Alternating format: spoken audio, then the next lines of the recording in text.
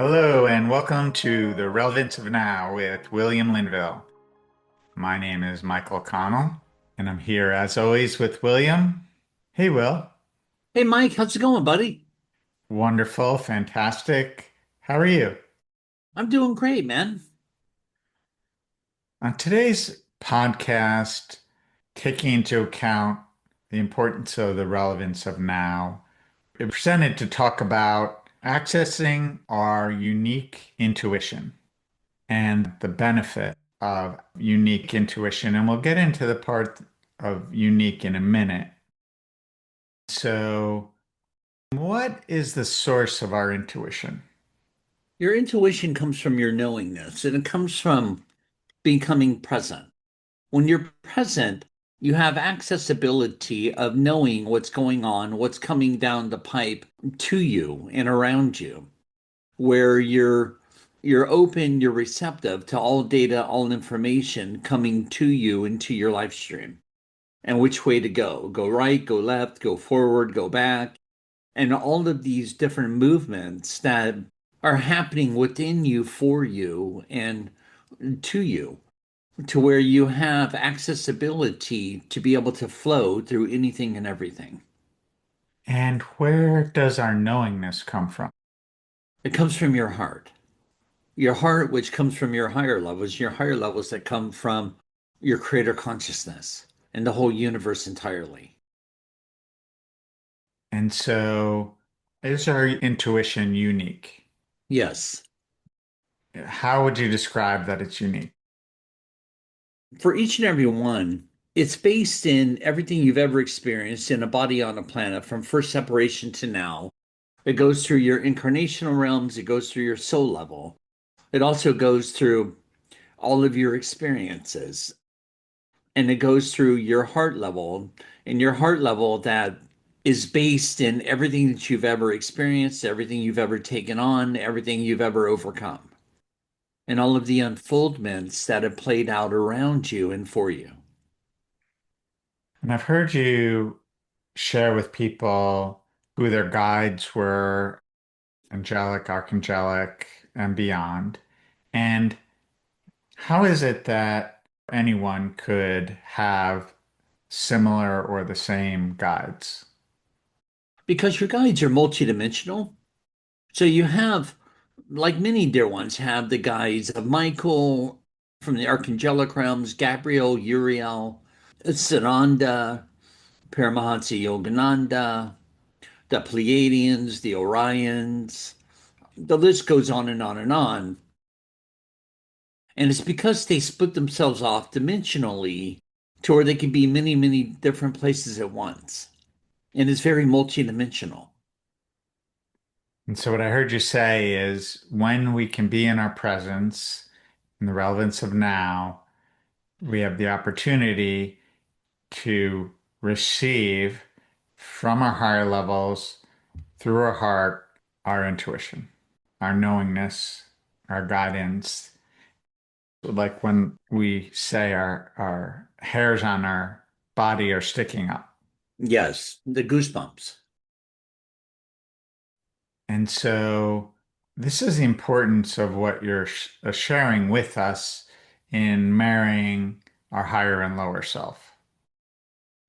And what are some of the things that block us from our intuition?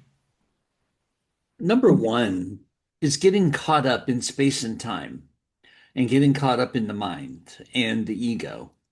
The ego and all of the I think I should, I ought, I must, I got to, have to, should do, ought to do, on and on and on. All of that stuff really becomes very loud and very distracting. And that's where it starts pushing you and pulling you in all these different directions. And where you want to go beyond that and closing your eyes, focus your eyes towards your third eye, welcoming back all your energy, all your power, and all of your soul fragmentations back to yourself, cleared and purified.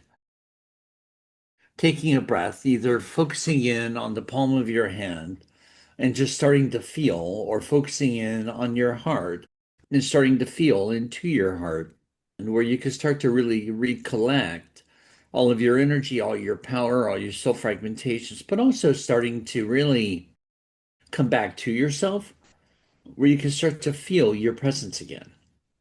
That's where you're going to start feeling your intuition kicking in again and starting to feel yourself becoming present in your presence. Hmm. I know for me, there was a time where I wanted to hear my intuition in a certain way. Yeah, good luck.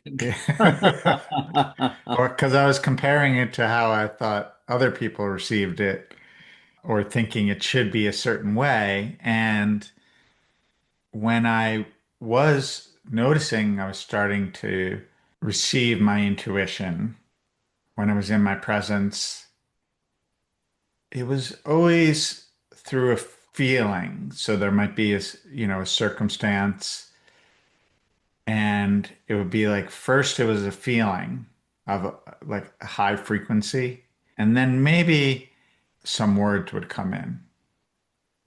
But originally I wanted it to be like I know I have this relationship with my guides, and it wasn't like that. No, it's different for everyone. Right. Can you share what some of the differences for everyone? Like, I know some people are quite aware of communicating with certain guides.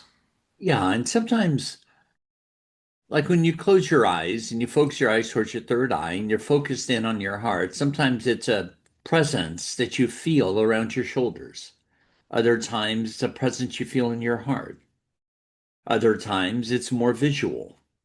Other times, it's more audio and where you're hearing your guides. Sometimes you're seeing your guides.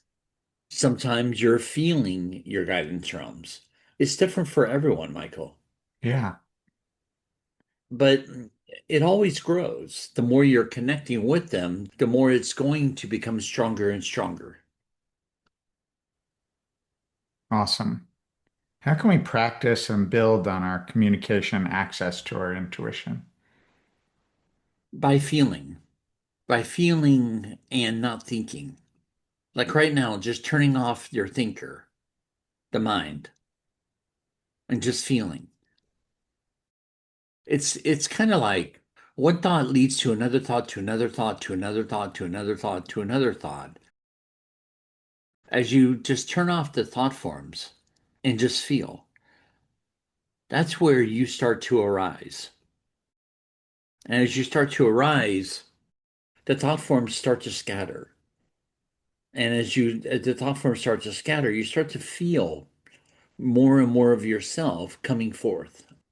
And you start to feel yourself growing and expanding.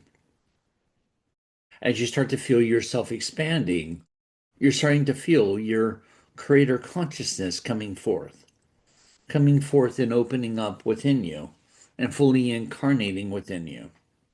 And as you're starting to feel that, the more hypersensitive you start to become, to where the more hypersensitive you're starting to become, the more your intuition is growing. And the more your intuition's growing, the more hyper astute and sensitive you start becoming. It is a process because I remember how much my mind wanted to answer all the questions when I would get silent. And it wasn't based on feeling. This was part of like wanting it to be a certain way. It was like, so I'd get in that quiet space and, maybe say, is this in my highest best good, or what's in my highest and best good? And what I was realizing was my heart really wasn't open. It was still in the mind. And so needed more time to get quiet and feel as opposed to get quiet and think. Exactly. More practice. I practiced that. Some of that was through meditation so that I could practice feeling my body, my energy centers, and get out of the mind. Exactly. Or when the mind clicked in, just going right back to the feeling.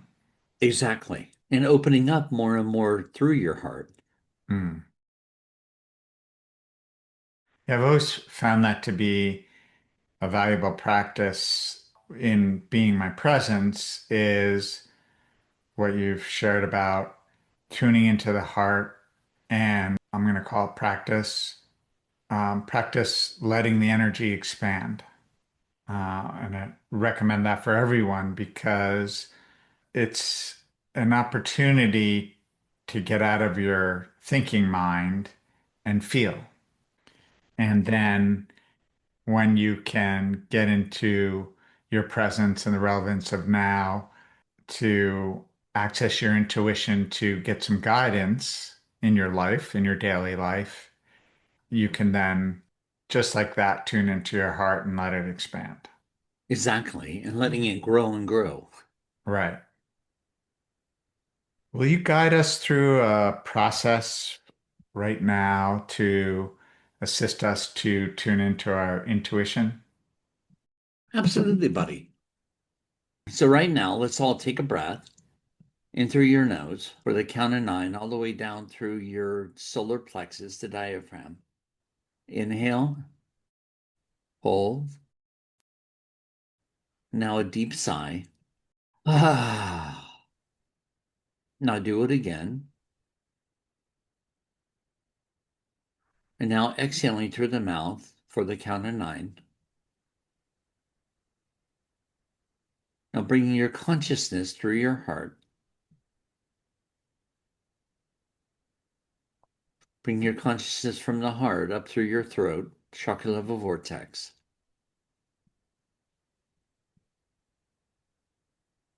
front, middle, and back. And from your throat up through your third eye, front, middle, and back. From your third eye all the way up through your crown chakra level vortex. And from your crown chakra level vortex up through the mass collective consciousness, all the way through the astral planes of consciousness, all the way to the sun. And just hold your consciousness there until your eyes start to flicker. And just letting your eyes flicker. Just letting the brain go into the theta brainwave. Bringing a stream of light from the sun all the way down through the astral planes of consciousness, all the way through the mass collective consciousness, and about 78 feet in diameter, all the way down through your crown chakra level vortex, through your crown chakra level vortex, through the third eye, front, middle, and back, all the way down through your third eye, once again, front, middle, and back, through your throat, front, middle, and back, through your heart chakra level vortex, front, middle, and back, down through your solar plexus, front, middle, and back, down through your crater chakra level vortex, front, middle, and back, through your root chakra level vortex, down through your upper legs, your lower legs, your feet, down through your upper arms, your lower arms, your hands. Now right back through your heart. Now up through your third eye, front, middle, and back, and letting your third eye open up more and more and more. Letting your third eye continue to open, bringing forth more and more and more of your intuition and your sensitivity of your intuition and to your intuition. Letting it grow and grow and grow to where you can start to feel more and more and more of your intuition growing and growing. All the way to 3 feet in front of you and 3 feet behind you.